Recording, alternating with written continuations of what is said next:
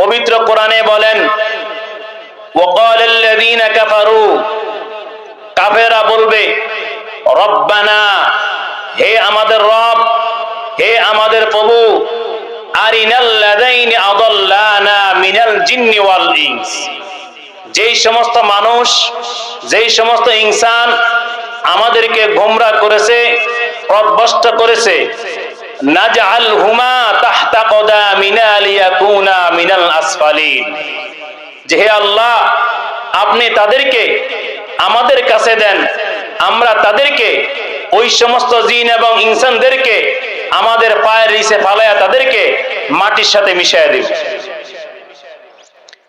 দুনিয়াতে ইহুদি খ্রিস্টানরা মুসলমানদেরকে অনেক লোভ দেখায়, অনেক কি দেখায়, লোভ দেখায়, যে তুমি যদি ইসলামের বিরুদ্ধে একটা কথা বলো, আমি তোমাকে একটা 5 তলা বাড়ি দিব, আমি তোমাকে ক্ষমতার এই নেতা বানিয়ে দিব, আমি তোমাকে অমুক বানিয়ে দিব, তমুক বানিয়ে দিব।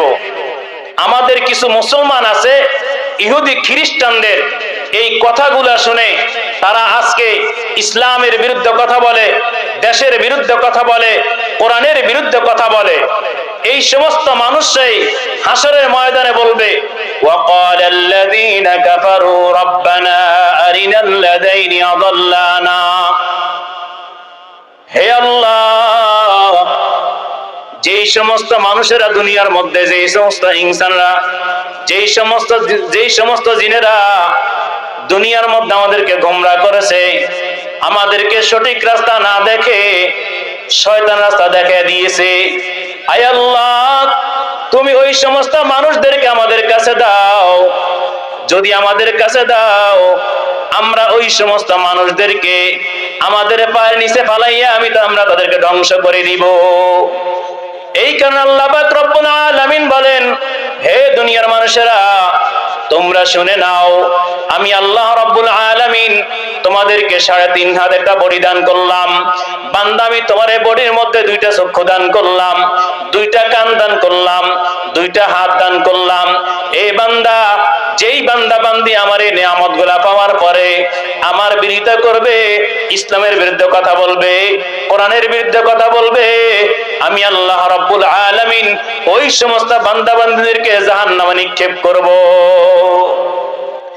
আল্লাহ রাব্বুল আলামিন কোরআনের অন্য আয়াতে বলেন, ওয়ালাকাদ যারানা লিজাহান্নামা কাসীরাম মিনাল জিন্নি ওয়াল ইনস লাহুম কুলুবুন লা ইয়াফকাহুনা বিহা ওয়া লাহুম আযানুন লা ইয়াসমাউনা বিহা ওয়া লাহুম আ'য়ুনুন লা ইবসিরুনা বিহা উলাইকা কাল আনআম বাল হুম আদাল উলাইকা হুমুল গাফিলুন।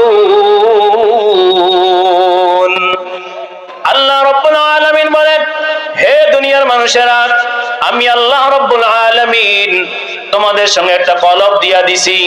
বান্দা, আমি তোমাকে সৃষ্টি করার পরে আমি তোমাকে সুন্দর একটা কলব দান করলাম। বান্দা, আমি এই কলব তোমাকে দান করলাম এই কারণে তুমি দুনিয়ার মধ্যে অন্তর দিয়ে আমার কোরআন বুঝবা, আমাকে বুঝবা, আমাকে নিয়ে তুমি চিন্তা ভাবনা করে তুমি দুনিয়াকে নিয়ে চিন্তা ভাবনা করবা। আমি যে এইগুলা সৃষ্টি করেছি তুমি এইগুলা নিয়ে বুঝবা, আমি আল্লাহ কেন দুনিয়া সৃষ্টি করলাম, কেন চাঁদ সৃষ্টি করলাম, কেন চন্দ্র সৃষ্টি করলাম, কেন তোমাকে সৃষ্টি করলাম, তুমি এইগুলা নিয়ে চিন্তা বিবেচনা করবা, তুমি অন্তর দ্বারা বুঝবা। কিন্তু এই বান্দা, তুমি এগুলা বুঝো নাই, বরঞ্চ তুমি এগুলা না বুঝে দুনিয়ার গানে দিকে তুমি দৌড়াও, তুমি দুনিয়ার খারাপের দিকে দৌড় দাও। এ বান্দা, আমি আল্লাহ রাব্বুল আলামিন তুমি এই না বুঝার কারণে আমি তোমাকে জাহান্নামে নিক্ষেপ করব। আল্লাহ পাক রব্বুল আলামিন বলেন, বান্দা, আমি তোমাকে 2টা চক্ষু দান করলাম, তুমি এই 2টা চক্ষু দ্বারা দেখো। বান্দা, আমি তোমাকে 2টা চক্ষু কেন দিলাম তুমি তা চিন্তা বিবেচনা করো না। আমি তোমাকে 2টা কান দিলাম, তুমি এই কান দ্বারা শুনো।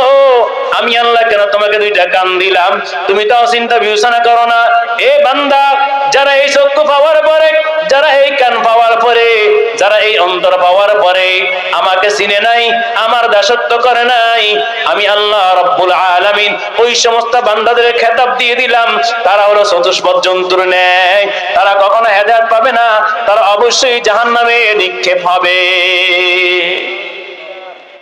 এই কারণে বলতেছি যে আজকে যারা মুসলমান দাবি করে তারা আজকে ইহুদি খ্রিস্টানদের কথা মানতেছে, ইহুদি খ্রিস্টানদের কথা শুনতেছে।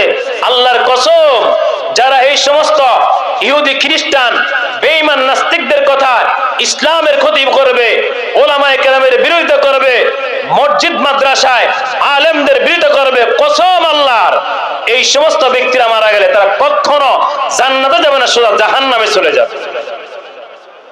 আল্লাহ রাব্বুল আলামিন আমাদের সবাইকে এই আয়াতের উপর আমল করার তৌফিক দান করেন, আমিন। ওয়া মা তাওফীক ইল্লা বিল্লাহ।